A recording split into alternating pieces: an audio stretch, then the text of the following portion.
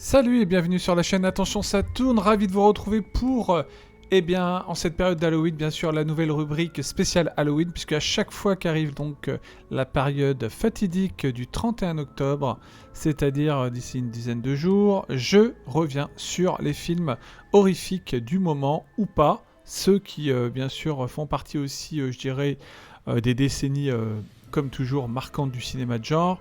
Le cinéma horrifique, donc, c'est un genre très prisé des spectateurs. C'est un genre qui marche bien en général au cinéma, plutôt bien. Et cette année, j'avais envie de renouveler donc le spécial Halloween pour vous présenter quelques films. Alors, je précise simplement que ce ne va pas être spécialement des films vraiment que j'apprécie particulièrement. Il y en a que j'apprécie énormément, que je vais mettre ici, je dirais, en avant. En tout cas, que je conseillerais vraiment à découvrir. Par contre, il y en a d'autres.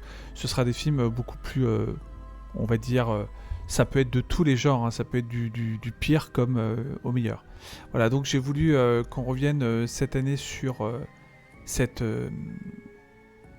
rubrique qui me tient à cœur, donc consacrée donc aux films ayant la thématique du cinéma horrifique, hein, à l'occasion donc des festivités d'Halloween à venir.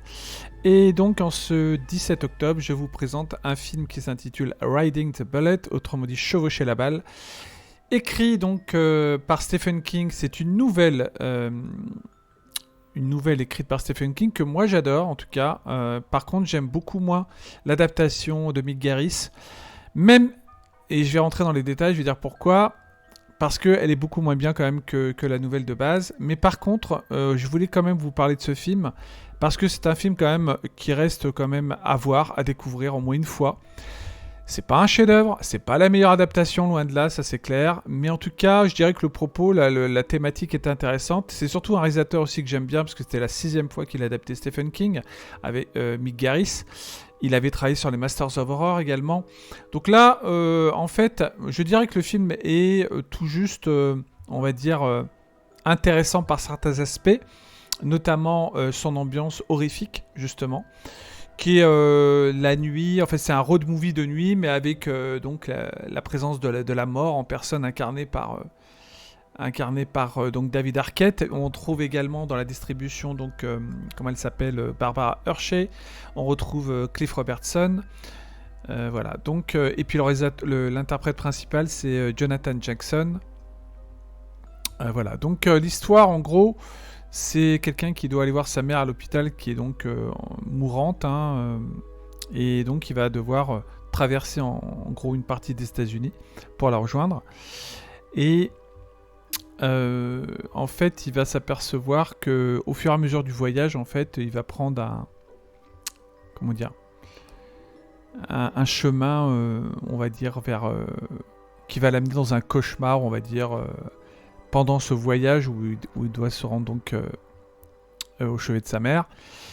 Et en fait, je précise que donc il fait du stop, hein, et donc il va être pris en voiture par un étranger qui va donc se révéler être quelqu'un qui n'est pas tout à fait celui qu'il espérait rencontrer, puisque c'est quelqu'un qui donc en veut, en tout cas à son passé, à sa vie, et qui veut le terroriser en quelque sorte. Voilà, donc ça se passe en 1969. Donc sa mère donc vient d'avoir une attaque, et donc ce jeune personnage donc interprété par Jonathan Jackson doit parcourir près de 200 km en stop, hein, voyez. Et c'est là qu'il croise donc le chemin d'un étrange individu joué par David Arquette, qui va être tout simplement révélateur en fait de sa comment dire, du prisme de la mort, de l'influence de la mort sur, je dirais, le fils, puisque en fait la mort donc est interprétée, ou plutôt avec assez de folie par David Arquette. Voilà, donc je dirais que c'est un récit qui possède un versant autobiographique également, puisque l'auteur, donc Stephen King, a écrit cette nouvelle quand il s'est rétabli d'un accident qui avait failli lui coûter la vie, justement. Pendant sa convalescence, donc il a écrit la nouvelle Riding the Bullet, qui en français était traduite par Un tour sur le bolide. Voilà, une nouvelle qui était disponible pardon, que sur internet par un téléchargement. Et puis ensuite, elle a été intégrée au recueil Tout est fatal. Voilà. Donc, la nouvelle en question donc, avait eu un franc succès au niveau de l'écriture. Par contre, le film est sorti directement, je crois que c'est un direct ou DVD. Hein. C'est même pas sorti en salle. Je crois que c'est sorti en salle aux États-Unis, mais pas en France en tout cas. Et puis les critiques ont été assez assassines quand même sur le film. C'est vrai que en fait, le film, par contre, c'est ça qui est étonnant quelque part, malgré les critiques, a été un succès commercial auprès du public, en tout cas aux États-Unis. Voilà. Et en fait, je dirais que ce qui est intéressant, comme je dis, c'est plutôt comme ça se passe quasiment que de nuit, le film. Vous avez donc c'est composé aussi de flashbacks avec sa mère, etc. Il va croiser différents personnages jusqu'au moment où il va croiser donc la mort.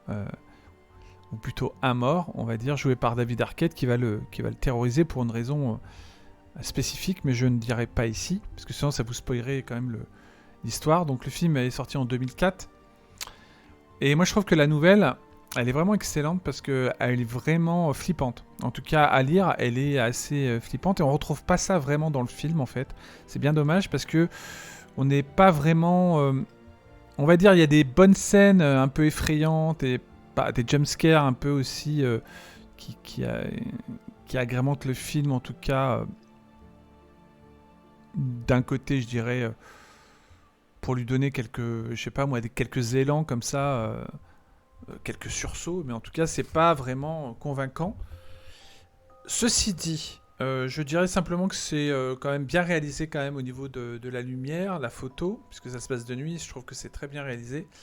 Voilà, donc c'est pas le meilleur exercice de style de Mick Garris, hein, que moi j'avais beaucoup aimé son adaptation du Fléau en 2 parties, le téléfilm, et puis il avait également donc fait je ne sais plus quelle adaptation connue de Stephen King, ça va me revenir. Voilà, donc les écrits de Stephen King, c'est toujours un peu casse-gueule, hein, j'ai remarqué quand même, il y a quand même des très bonnes adaptations, on pense à Cujo, on pense à Misery, on pense à The Mist, évidemment.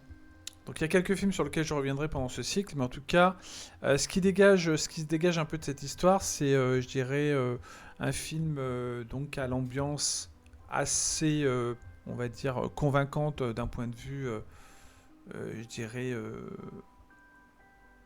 il réussit à créer une ambiance, en tout cas, assez sombre dans le film. Au niveau de l'histoire, hein, je parle. Et puis voilà, mais en même temps, donc c'est entre rêve et cauchemar en fait, parce que c'est plutôt comme une sorte de cauchemar vivant, mais qui intervient dans la réalité en fait. Et l'aspect fantastique, ici horrifique, il est prononcé plus ou moins par moment, comme je dis, mais je trouve que les scènes sont un peu prévisibles par moment quand même, dans le côté horrifique.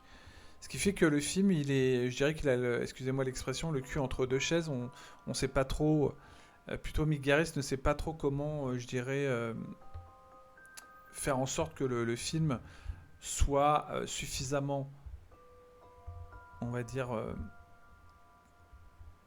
terrifiant dans son approche pour qu'on on soit vraiment impliqué dans l'histoire. L'histoire, elle n'est pas inintéressante, mais je trouve qu'il y a un manque de parti pris déjà, voilà, en termes de... par rapport à la nouvelle qui est vraiment excellente, par rapport à la façon dont Stephen King décrit un peu, je dirais, ce voyage vers l'enfer en quelque sorte, puisqu'il rencontre donc la mort, des personnages qui font peur. Et là, je trouve que dans le film, c'est un peu vite expédié par moments. On sent pas vraiment quelque chose d'effrayant. Voilà, ça se regarde comme une bonne petite série B à la limite, super, quand même assez simple, on va dire sympathique à voir au moins une fois. Voilà, donc il y a des choses intéressantes dans ce Riding the Bullet.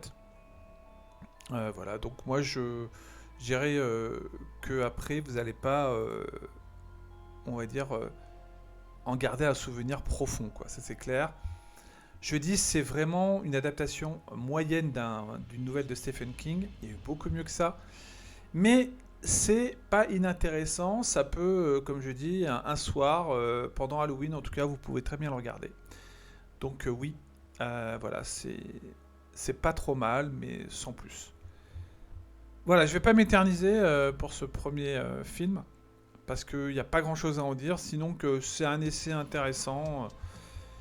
Voilà, donc à découvrir ne serait-ce qu'une fois, juste pour passer, on va dire, un moment, on va dire, qui peut vous occuper votre soirée, à peine.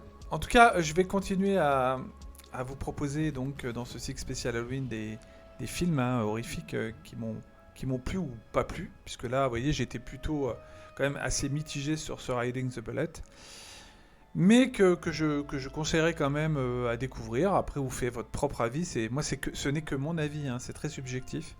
Donc ça se trouve, vous allez adorer, vous allez trouver ça vraiment bien foutu, etc. Voilà. Donc, bah écoutez, il me reste plus qu'à vous situer une bonne soirée. Puis je vous dis à très vite pour un nouveau film horrifique dans ce cycle spécial Halloween sur la chaîne. Et merci aussi à tous ceux qui m'ont aidé à atteindre bien sûr les 700 abonnés. En route vers les 800 maintenant. Et merci à ceux qui suivent donc la chaîne depuis que je l'ai ouverte il y a presque 2 ans maintenant. Bye bye, bonne fin de soirée à tous et à très bientôt.